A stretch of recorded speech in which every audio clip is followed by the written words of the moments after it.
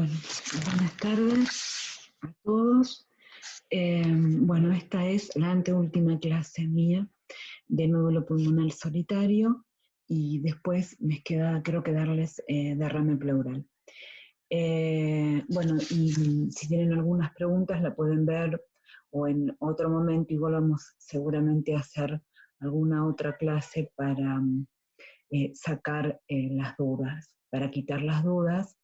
E incluso también se lo pueden preguntar esto y lo de derrame pleural al doctor Salomone, que también él después le va a dar un zoom seguramente. Bueno.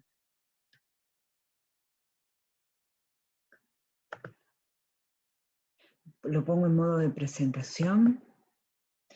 Muy bien. Bueno, el nódulo pulmonar solitario. Bueno, es algo que se ve muchísimo en la práctica diaria, en el consultorio de neumonología, lamentablemente. Y bueno, vamos a ver, digamos, algunas cosas en tener en cuenta, ¿sí? Muy bien. ¿Qué es un nódulo pulmonar solitario? Se define como una lesión separada del resto de las estructuras del pulmón, o sea que está rodeado por parénquima sano y tiene menos de 3 centímetros. No se asocia con atelectasia o derrame pleural, porque ya después cambiaría el diagnóstico. Los nódulos pulmonares solitarios generalmente son detectados en forma accidental. Yo después les voy a comentar un montón de casos que vimos, ¿no? Generalmente gente que es asintomática y que se hace una placa, digamos, por control, o porque es fumador. Muchas veces nosotros le pedimos cuando son fumadores y los vemos y se van a tratar, bueno, le pedimos una tomografía a tratar, quizás por su EPOC o porque tiene disnea o se hacen ver, entonces se le pide una tomografía. A mí me pasó de un paciente de 70 y pico de años que había trabajado en el hospital, era un jubilado del hospital, era chofer de ambulancia, que viene a hacerse ver, se hace una placa y en la placa le dejan un celular en el bolsillo. Y bueno, yo cuando veo eso, digo, bueno, igual yo le iba a pedir, porque ya tenía muchos años de fumador, y le pido una tomografía, y en la tomografía sale un nódulo. Y con el antecedente del tabaquismo de tantos años, le hacemos una punción con aguja fina, que ahora después vamos a ver eso, y dio un tumor. Entonces muchas veces nosotros le pedimos tomografías y ahí se ve la evidencia de los nódulos. Sí, generalmente son en pacientes asintomáticos, tanto benignos como malignos. Bueno, también hay que tener en cuenta que a veces hay verrugas y si no también el pezón, que puede figurar un nódulo, pero se ve que es muy característico por el tipo de densidad, por dónde está ubicado y generalmente es bilateral. Muy bien. Bueno, si bien el cáncer suele ser la principal preocupación, obviamente, también hay un montón de causas que pueden ser de causas de nódulos pulmonares. De estas, las más comunes varían con la edad y los factores de riesgos. Las más comunes, bueno, los granulomas es en nuestra sociedad con la BCG y con la cantidad de tuberculosis que hay, es lo que hay muchísimos granulomas. Neumonía también, que pueden ser secuelares de neumonía, ¿sí? Y quistes broncogénicos. Bueno, las causas malignas de un cáncer de pulmón puede ser un cáncer de pulmón, el adenocarcinoma, el microcítico, bueno, el epidermoide, hay un montón. Cáncer metastásico, como el renal, el testicular, el sarcoma, el de mama, etc. Colon. Bueno, inmunitarios, la granulomatosis. ¿sí? También nosotros vimos, pero ya no solitarios, sino nódulos más importantes, o sea, más cantidad en la granulomatosis de Benneger, ¿sí? También nódulos reumatoides, también tenemos tumores benignos como el amartoma, el lipoma, el fibroma, también infecciones, ¿sí? Como las micobacterias atípicas, la brontomicosis, la histoplasmosis, la tuberculosis, ¿sí? Que pueden semejar un nódulo pulmonar. Hay que tener en cuenta, más nosotros que somos, ver de dónde viene y demás, la zona de procedencia. Bueno, que son infecciones, el ascaris, el aspergiloma, abscesos bacterianos, etcétera, ¿no? Las anomalías vasculares, un angioma, ¿sí? Y otras como la amiloidosis, el quiste broncogénico, un hematoma, un tapón mucoso y una telectasia redonda, etcétera. Siempre la probabilidad de la causa maligna aumenta con la edad, con los factores de riesgo y el tabaquismo, ¿no? Sobre todo. Bueno, esto es que hay que pensar, cuando es menos de 1,5 centímetros, ya uno no piensa tanto en malignidad, puede pensar en un granuloma, etcétera, y en control. Y cuanto más grande es, más posibilidades de cáncer tiene. Bueno, y también el riesgo de malignidad también crece, tiene que ver con la edad del paciente, cuanto más edad, más riesgo a malignidad, el tamaño del nódulo, obviamente, cuanto más grande, más riesgo hay a malignidad, los bordes espiculados, el aspecto tomográfico, los bordes por TAC también tienen que ver, también cuando no son bien redondos, bien nítidos, ¿sí? Y los que son chiquitos y pegados, digamos, bien periféricos, esos generalmente son benignos, ¿no? Bueno, la calcificación en la tomografía, cuando hay una calcificación, son calcificados, es signo de benignidad. La velocidad de crecimiento, si vemos que aumenta el doble, nosotros tenemos que pensar que el epidermoide crece, o sea, duplica su tamaño en 120 días, el adenocarcinoma en 180 días. Bueno, y el Otzel es mucho más rápido, ¿no? 30 días y bueno, ya hay metástasis. Pero bueno, les quiero decir la velocidad de crecimiento para pensar en un riesgo de malignidad. Bueno, la ubicación les dije antes, los que son periféricos, ¿sí? Cerca de la pleura generalmente son secuelares, ¿sí? A neumonías y a granulomas, se ven bastante. Y generalmente son también calcificados. Bueno, espesor máximo de la pared, antecedentes de tabaquismo, eso es muy importante.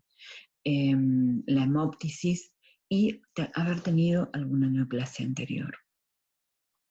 Bueno, el objetivo principal de la evaluación es detectar si es o un cáncer o una infección activa, para tratarlo.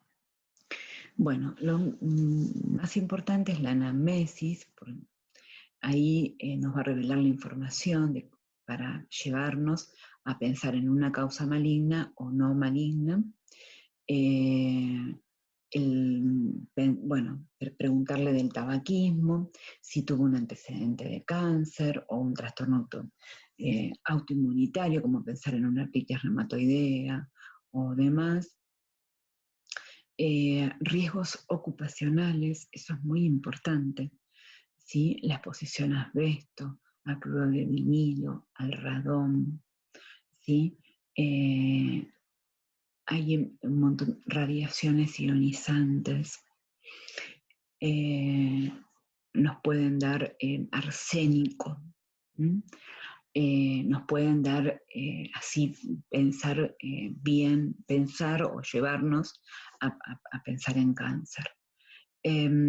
Cuando pensamos, o sea, por un viaje, una residencia, la procedencia, del paciente, pensar donde hay una zona que es alta de tuberculosis, como la nuestra, o la de hongos, en Latinoamérica o acá también en la Argentina.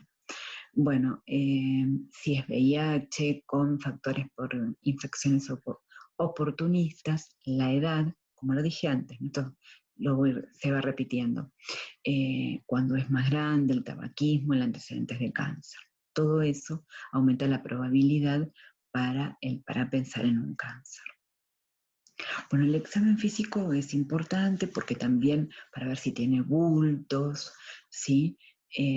O lesiones cutáneas, para llevarnos. Ya les digo, a mí la mayoría de los que encontré, como es en mi carrera, no tenían nada. E inclusive los exámenes de laboratorio eran normales, por suerte. Bueno, estudios complementarios. El objetivo de la realización inicial de los estudios complementarios es, o sea, lo que nosotros tenemos que descartar, porque después todo lo demás se puede esperar. Pero es un cáncer que no puede esperar y una infección activa. Después todo lo demás sí se puede esperar. Bueno, y otra cosa que es muy importante es pedirle si tiene radiografías anteriores o tomografías anteriores. Bueno, las características radiográficas, bueno, la velocidad de crecimiento, ¿sí? Bueno, no sé, yo se los dije, cómo duplican la velocidad de duplicación de los tumores, ¿sí? Y las calcificaciones, los bordes, ¿sí? Que son más indicativos, los festoneados, los bordes irregulares, espiculados, de malignidad, y cuanto más grande, también pensar en un cáncer. Bueno, acá porque hay recomendaciones que se hacen en otras, esta clase también la saqué de revistas extranjeras, ¿no? Y como ahora es la medicina basada en la evidencia, hay una evidencia alta, que es la A, moderada B, baja C y muy baja D. Y una recomendación fuerte o débil. Esto es para tener en cuenta, ¿sí? Solo quiero que lo tengan, que lo lean para tenerlo en cuenta. Bueno, toda decisión sobre el manejo de un nódulo pulmonar solitario debe incluir las preferencias y la opinión del paciente. Tiene que estar informado. El crecimiento en los estudios radiológicos previos, valorar también si tiene estudios previos, estabilidad en los 2 años. A veces cuando se ve, hay un montón que cuando son muy chiquitos, menor de 3 centímetros, de 2 centímetros, eso no se toca.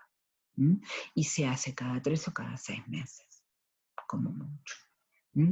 Uno, para quedarse más tranquilo, puede hacer a los 3 meses una tomografía y a los 6 meses otra, ¿sí? Y ir haciendo y controlando con tomografía.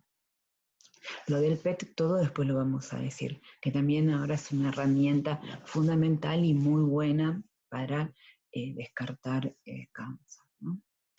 Bueno, la tomografía, siempre pedir los cortes finos de alta resolución.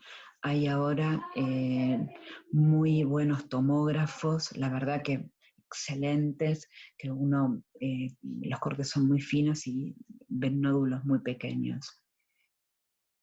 Bueno, tener en cuenta la neoplasia previa, los pacientes que son inoperables, bueno, y los tamaños de los nódulos mayores de 8 milímetros y menores de 8 milímetros y los subsólidos. Bueno, la probabilidad de malignidad alta, ¿sí? Eso hay que tener también cuidado. Y bueno, eso también depende de del diámetro del tumor. Bueno, los nódulos pulmonares subcéntricos asociados a un nódulo pulmonar no deben contraindicar la cirugía curativa, porque nosotros la verdad es que si tenemos un nódulo que es pequeño, que lo detectamos, ahora vamos a ver por qué, o por PET, lo vemos en la TAC, un hallazgo, lo vemos en la TAC, le hacemos un PET o no, o le mandamos a hacer una punción con aguja fina, o por una punción en transbronquial, y está rodeado de parénquima sano, que es muy difícil encontrar una cosa así, muy difícil en la práctica, es operable y le salvamos la vida. Muy bien. Bueno, los sólidos mayores de 8 milímetros, ¿sí? Tiene mucha indicación el PET, que es de gran utilidad, ahora lo vamos a ver. Bueno, y hacer una punción y también por aguja fina, o bien una punción por fibro, de acuerdo como esté ubicado, porque si el tumor, el nódulo, digamos, es periférico, a veces con la fibro es al divino botón. Entonces, igual se debe hacer igual para estadificar, pero no vamos a llegar al diagnóstico. En cambio, con una punción con aguja fina se llega. Cuando hay una muy alta sospecha, se hace directamente una videoracostomía, ¿no? O videotoracoscopía también. Bueno, y recuerden que en estos, más que en estos, es el PET. El PET es una herramienta característica, ¿sí? Es muy, muy útil, muy útil. Lo que pasa que es muy caro, sale 23.000 pesos. Yo hace un poco le hice hacer a una paciente, ella le cubrió parte de la obra social, pero si lo tenía que pagar ella, todo, o sea, si salía solamente de su bolsillo, salía 23.000 pesos. ¿Ustedes creen que, bueno, en nuestro hospital es imposible, solo si tenemos que lo pueda pagar a alguien como el mismo hospital, o, bueno, sacarlo por acción social? Pero nuestros pacientes a veces no lo pueden hacer, entonces nosotros a veces tratamos de buscar otras técnicas diagnósticas, ¿no? Bueno, pero esta paciente, bueno, que era una ex enfermera, bueno, aparentemente eran granulomas, lo que tenían granulomas. Y el PET fue de gran utilidad. Igual lo tengo que controlar con la tomografía. Bueno, estos son los subsólidos, que son, ahora tengo una foto para que lo puedan ver, ¿sí? Que hay que tener cuidado y hay que controlarlo mucho con la tomografía. Y ver el tamaño del tumor. Bueno, el PET, acá les digo que el PET es un estudio, son tomografías que le dan previo para tomar glucemia y lo tiñen con radioisótopos. Entonces, el tumor le gusta la glucosa. Entonces, los tumores, los que generalmente hay más probabilidad de que sean malignos o que sean cáncer, se tiñen con una sustancia así tipo fluorescente. Y darían positivos, ¿sí? Pero hay falsos positivos, porque a veces la tuberculosis puede dar falsos positivos. Y otras patologías también. Pero ya les dije antes, es de alta utilidad, ¿sí? La tomografía por emisión de positrones. Pero ya les digo, en otros, muchas veces si bien es muy útil, es alta, es muy cara y a veces es inaccesible. Bueno, los cultivos también para descartar tuberculosis y las pruebas invasivas es la broncoscopía, como dije antes, la broncoscopía flexible, la biopsia quirúrgica por toracoscopía o videotoracoscopía y la tomografía con punción, o sea, es la punción con aguja fina bajo TAC. También se puede hacer por vía ecográfica, ¿sí? Nosotros en el hospital hacemos bajo TAC y nos dio buen resultado. Bueno, si bien los cánceres pueden diagnosticarse por biopsia, siempre el tratamiento definitivo es la resección, ¿sí? Si es un cáncer, se tiene que sacar, obviamente, si es operable, ¿no? No todos los tumores, los cánceres son operables. Bueno, y la biopsia también se deben, bueno, la biopsia de los ganglios linfáticos, del mediastino, a veces también guiada por broncoscopía endobronquial, se está utilizando mucho, ¿sí? Y la aspiración transtorácica, que es lo que les hablé antes. La punción bajo TAC, el riesgo alto tiene con neumotórax, que a mí me pasó una vez sola, ¿sí? Pero está el riesgo. Bueno, la broncoscopía flexible es muy útil también y es muy útil en el diagnóstico. Nosotros en el hospital, el doctor Gallego ha diagnosticado varios cánceres por eso. ¿Mm? Muy bien, el algoritmo. Muy bien, bueno, después se los dejo a ustedes, ¿no? Esto sin mi foto. El nódulo pulmonar solitario, bueno, hay una anamnesis, una exploración que se hace, bueno, y la tomografía.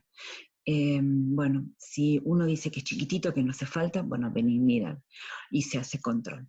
Bueno, pacientes operables, sin neoplasia conocida, mayor de 8 milímetros, eso hay que tener mucho cuidado con eso, ¿sí? Si son menores de 8 milímetros y no fumador ni factores de riesgo, se puede seguir. Si es mayor de 8 milímetros y es indeterminado, generalmente es operable. Bueno, y el subsólido, bueno, ahora después lo vamos a ver porque tiene una parte sólida y como su vidrio esmerilado o vidrio deslustrado en los bordes, ¿sí? Y con este es el que hay que tener más cuidado, ¿sí? A veces si es muy pequeño, puede esperar. Si es más grande o persiste, se hace a los 3 meses, como le decía yo, y después a los 6 meses, y uno se fija, los 5 milímetros es lo más que hay que tener en cuenta, ¿sí? Bueno, para que el que es mayor, ese hay que tener un cuidado bárbaro y tiene una probabilidad alta, ¿sí? Bueno, y se hace el PET, y en el PET, si es positivo, ya va la punción como digamos, punción y cirugía, ¿no? A veces la punción puede dar negativo y tener mucho riesgo de malignidad y se puede mandar a operar igual, ¿sí? Nosotros hacemos los pasos, como a veces no tenemos PET, hacemos la tomografía, análisis de sangre y demás, y después hacemos la punción bajo TAC y la fibro. Y generalmente con eso llegamos al diagnóstico. Y generalmente llegamos con él porque no tenemos este famoso PET o el acceso a este famoso PET. Bueno, y esto es también un algoritmo para un nódulo mayor de 8 milímetros, con la probabilidad de malignidad baja, intermedia y alta. Bueno, y esto era lo que les quería mostrar, que es un nódulo pulmonar solitario. Ven un subsólido que es en el centro tiene como pareciera como una calcificación y tiene como un vidrio esmerilado o deslustrado, como se dice, en los bordes. ¿Ven? Acá se ve y acá también. Y esto era un adenocarcinoma. Bueno, el tratamiento, cirugía, y cuando son muy pequeños y tienen muchos síntomas que se ve el riesgo de pocos riesgo de malignidad, muchos signos de benignidad, se realiza la observación. Y tiene mucho que ver el tamaño del nódulo. Bueno, ya les dije, cuando las lesiones son muy pequeñas, el paciente, bueno, se rechaza y se ve, siempre se sigue con las tomografías comunes. Bueno, y cuando el cáncer es la causa más probable o son improbables las causas no malignas, los pacientes deben ser sometidos a la resección. Siempre con consentimiento de parte del paciente. Bueno, si tienen dudas, los de los algoritmos están muy buenos para que lo vean. ¿Sí? Igualmente lo que hacemos es esto, ¿sí? Se manda a cirugía cuando hay una alta sospecha de malignidad entre intermedia y alta, y cuando hay baja sospecha puede hacerse con control, con tomografía. ¿Mm? Bueno, espero que les haya servido esta clase y bueno, y cualquier duda me pueden preguntar por el foro o bien dentro de un rato vamos a hacer un Zoom, pero seguramente esto no lo van a poder ver. Lo que pasa es que me fue imposible dárselos antes, pero igual podemos hacer un Zoom conmigo o con otro médico y pueden preguntar sobre esto, porque también me falta la clase de derrame pleural que es mañana. Así que después capaz que me pueden preguntar en otro Zoom de preguntas o bien a otros docentes. Bueno, muchas gracias y nos vemos. Una cosa, que después lo voy a decir mejor en el Zoom, que es de la clase pasada de... Bueno, hasta luego.